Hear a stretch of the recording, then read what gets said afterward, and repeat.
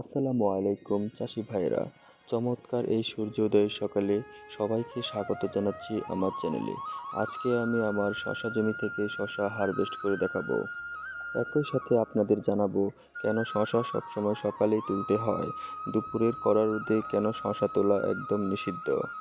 দেখুন ভাইরা, সারা রাত মাটি থেকে গাছ যে পানি আর পুষ্টি টানে তা ভোরের বেলায় শশার ভেতরে একদম ভরপুর থাকে। এই সময় শশা তুললে শশার ওজন সবচেয়ে ভারী হয়।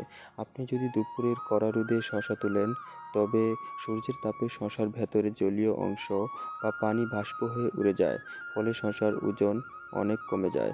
অর্থাৎ সকালে শশা তুললে আপনি ওজনে বেশি লাভবান হবেন। সকালের ঠান্ডা আবহাওয়ায় তোলা শসাগুলো একদম কড়কড়ে এবং চকচকে থাকে। এই শসাগুলো বাজারে পাঠালে সহজে নরম বা ঢিলাঢালা হয় না। দূর দূরান্তের পাইকারি বাজারে পাঠালেও 2-3 দিন পর্যন্ত শসা একদম তাজা ও তরতাজা থাকে, যা আড়তদাররা বা ক্রেতারা চড়া দামে কিনতে পছন্দ করে। ভোরের ঠান্ডা বাতাসে শশা কাটলে গাছের উপর কোনো ধকল বা চাপ পড়ে না, কিন্তু দুপুরের কড়া রোদে যখন গাছ এমনিতেই গরমে হাঁপিয়ে ওঠে, তখন যদি আপনি শশা টেনে ছেড়েন, তবে গাছের বোটার ক্ষতস্থান দিয়ে রস শুকিয়ে গাছ দুর্বল হয়ে পড়ে।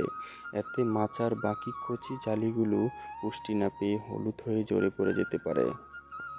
তাই অভিজ্ঞ চাষি ভাইরা সবসময় সূর্য ওঠার সাথে সাথেই শশা তোলা শেষ করে ফেলেন, যাতে বাজারেও আগে আগে পাঠানো যায় এবং দামও ভালো পাওয়া যায়। আমার আজকের এই হেডক্যাম ভিডিও এবং শশা তোলার এই দরকারি টিপস আপনাদের কেমন লাগলো কমেন্ট করে জানাবেন। কৃষিভিত্তিক এমন আরও বাস্তব ভিডিও দেখতে চ্যানেলটি সাবস্ক্রাইব করে পাশে থাকুন। ধন্যবাদ।